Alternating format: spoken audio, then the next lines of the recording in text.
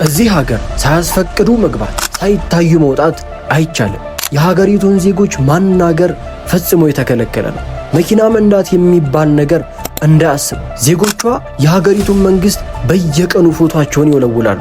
የወዳጅ ሀገር ብዛት የማያኮራት፣ ብቻዋን መቆም የማያስፈራት፣ ቢመኳት የማትሰማ ቢመቷት የማትደማ ልዩ ሀገር፣ ድንቅ ሀገር ሰሜን ኮሪያ።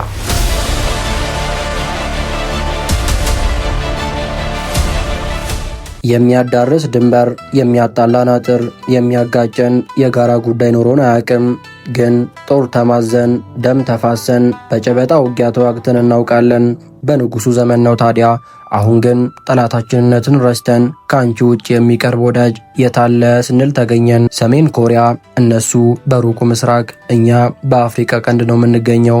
በመካከላችን የ9000 ኪሎ ሜትር ርቀት ይገኛል።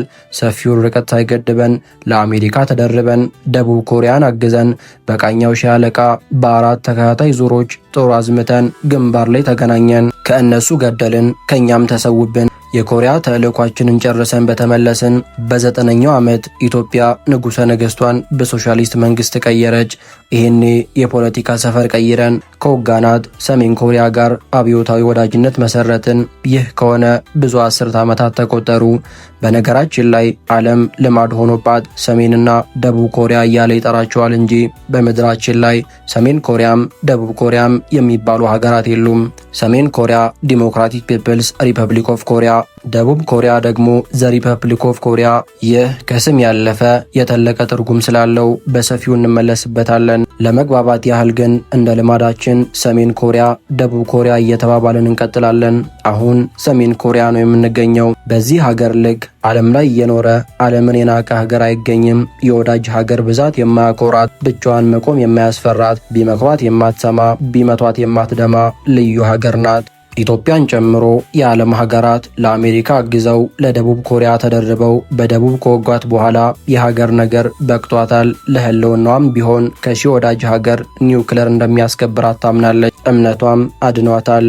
ኢራቅ በድብደባ ስትፈራርስ፣ ሊቢያ በሚሳኤል ስትታረስ፣ የሶሪያ አየር ክልል ሲጣስ፣ የመንና የአፍጋኒስታን በተኩስ ሩምታ እንቅልፍ ሲያጡ፣ ሰሜን ኮሪያ በሰላም ተኝታ የምታድረው በኒውክለሯ ምክንያት ተፈርታ ነው። ይህቺ ወዳጆቿ የሚያከብሯት ጠላቶቿ የሚፈሯት የዓለም ሚዲያዎች ስቅ እስኪላት በየቀኑ ስሟን የሚጠሯት ሀገር ትልቅ እንዳትመስላችሁ። በቆዳ ስፋት ከኢትዮጵያ በ10 እጥፍ ታንሳለች። ኢትዮጵያ ውስጥ ከሚገኙ ትናንሽ ክልሎች እንደ አንዱ ያስቧት። 26 ሚሊዮን ዜጎች አሏት። ሁሉም ማለት ይቻላል የኮሪያ ዝርያ አላቸው። ከደቡብ ኮሪያ ዜጎች ጋር የአንድ አባት የአንድ እናት ልጆች ናቸው።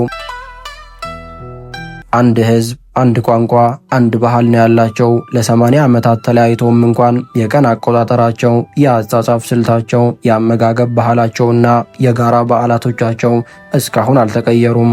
ከ57ኛው ዓመተ ዓለም ጀምሮ ለ2000 ዓመታት ተሰንዶ በቆየው ታሪካቸው እንደ አንድ ብሔር ክፉ ደጉን አብረው አሳልፈዋል። እንደ አውሮፓውያን አቆጣጠር 1910 ጃፓን በቀኝ ግዛት ያዘቻቸው። ለ30 ዓመታት በቆየው አስከፊ አገዛዝ ብዙ መከራዎችን በጋራ አሳልፈዋል። ሁለተኛው የዓለም ጦርነት ነጻነት አመጣላቸው።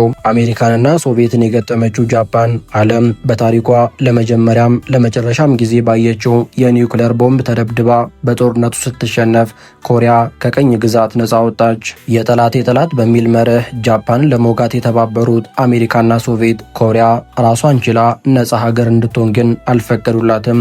ሁለቱም ሀገር ኮሪያን በመቆጣጠር ሩቅ ምስራቅ ላይ ያላቸውን ጥቅም ለማስከበር ውስጥ ውስጡን ሲያሴሩ ነበር የቆዩት። 1943 አሜሪካ፣ እንግሊዝና ቻይና በካይሮ ካደረጉት የሶስትዮሽ ስብሰባ ጀምሮ ሶቪየት አሜሪካን ደግፋ ጃፓንን ለመውጋት ኮሪያ እስከገባችበት ድረስ ኮሪያን ማን ይቆጣጠራት በሚል ላይ ተደጋጋሚ ውይይቶች ቢያካሂዱም ቁርጥ ያለ ውሳኔ ላይ ግን አልተደረሰም። የጃፓን ከኮሪያ መውጣት በር የከፈተላት ሶቪየት መላዋን ኮሪያ በእጇ ለማስገባት ከሰሜን ወደ ደቡብ መገስገስ ጀመረች።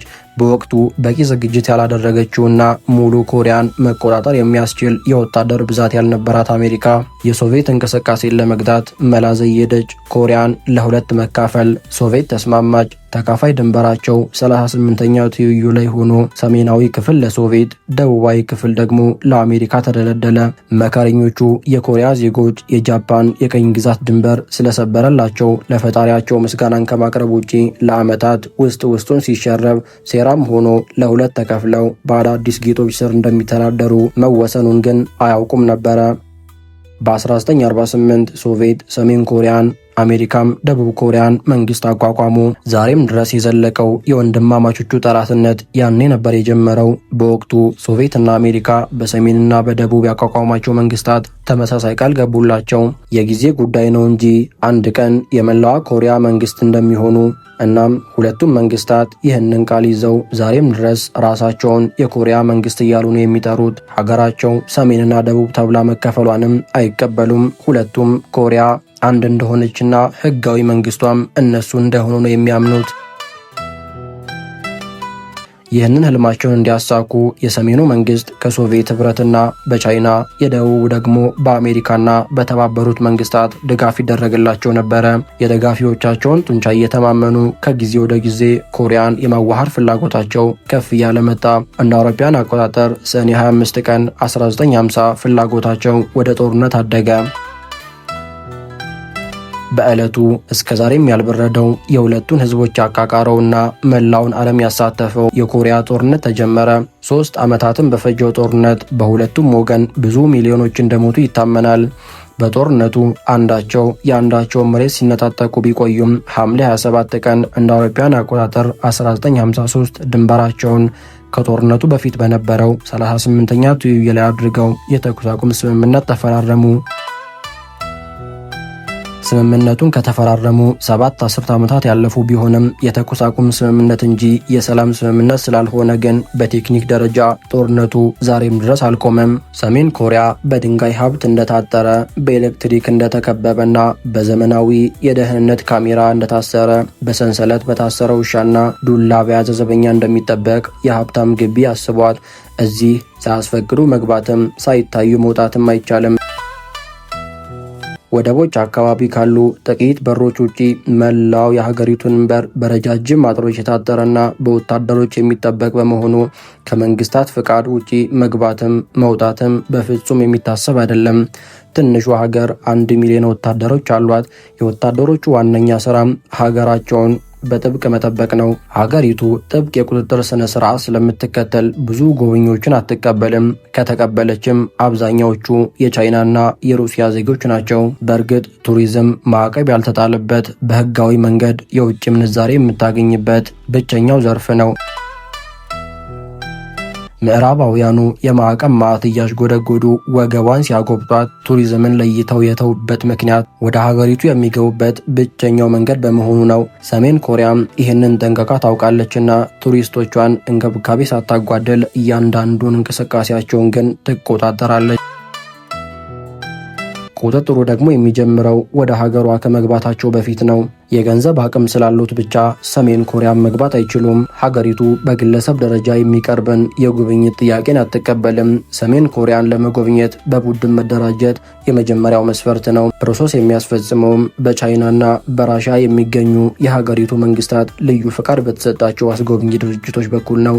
ድርጅቶቹ ቪዛ ፕሮሰስ ከማድረግ ጀምሮ የፕሌን ትኬት የመቁረጥ፣ የሚያርፉበትን ሆቴል የማዘጋጀት፣ የትራንስፖርትና የምግብ አቅርቦት የማመቻቸት አገልግሎትን ይሰጣሉ። ወደ ሀገሪቱ ሲገቡ መንግስት የመደበለቱን ሹፌሮችና ቁጥራቸው እንደ ቱሪስቶቹ ብዛት የሚወሰን አስጎብኚዎች ይቀበሉታል። ከዚህ በኋላ ሰሜን ኮሪያን ለቀው እስኪወጡ ድረስ ከአስጎብኚዎች ትዕዛዝ መውጣት አይችሉም። ከጎብኙ ቡድንም መለየት፣ ፍቃድ ከተሰጣቸው ቦታዎች ውጪ ቀረጻ ማካሄድ፣ የሀገሪቱን ዜጎች ማናገር፣ የሀገሪቱን መሪዎች አለማክበር፣ ፖለቲካና ሃይማኖት ነክ ነገሮችን ማውራት ፈጽሞ የተከለከሉ ናቸው።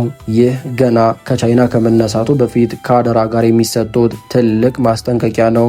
ከዚህ ውጪ የምዕራቡ ዓለም እንደሚሉት ሀገሪቱ ገሃነም አይደለችም። ገደቦች ቢኖሯትም ከቴክኖሎጂ ግን ሙሉ ለሙሉ አራቀችም። የሀገሪቱ ዜጎች ሞባይል ወይም ስልክ ይጠቀማሉ፣ ኢንተርኔትም አላቸው። በሞባይላቸው ግን ከሀገሪቱ ውጪ መደወልም በኢንተርኔትም ዓለም አቀፍ ድረገጾችን መጎርጎር ግን አይፈቀድላቸውም። የሚጠቀሙት ኮምፒውተር ኦፕሬቲንግ ሲስተሙ ሀገር በቀል ነውና ፍቃድ ከተሰጣቸው የሀገሪቱ መተግበሪያዎች ውጪ ቢጫንበትም አይሰራም። ቪፒኤን ቢሉት ብልጠት ከሰሜን ኮሪያ መንግስት አያመልጥም። መንገድ የሚዘጋጋ መኪና ባይኖራትም በርከት ያሉ የቤት መኪናና ታክሲዎችም አሏት። ዜጋ ካልሆኑ ግን ምንም አይነት መኪና መንዳት አይፈቀድሎትም። ከነዋሪዎቿ ጋር ተቀላቅለው መጓዝም ፈጽሞ አይችሉም። የማይካደው ሀቅ ሰሜን ኮሪያ አምባገነን መንግስት ነው ያላት። በሰሜን ኮሪያ መሪ መሆን ታላቅ ክብር ነው። እስካሁን ከመሯት 3 ፕሬዝዳንቶች ውስጥ 2ቱ የሀገሪቱ መስራች የሚል ታላቅ ክብር ተሰጥቷቸዋል። በእያንዳንዱ ግለሰብ ቤትም ፎቶአቸው ይገኛል። መሪዎቹ ነክተውታል፣ አልፈውበታል፣ ተቀምጠውበታል በተባለ ቦታ ሁሉ አምልካዊ የሚመስል ፍቅራቸውን ያሳያሉ።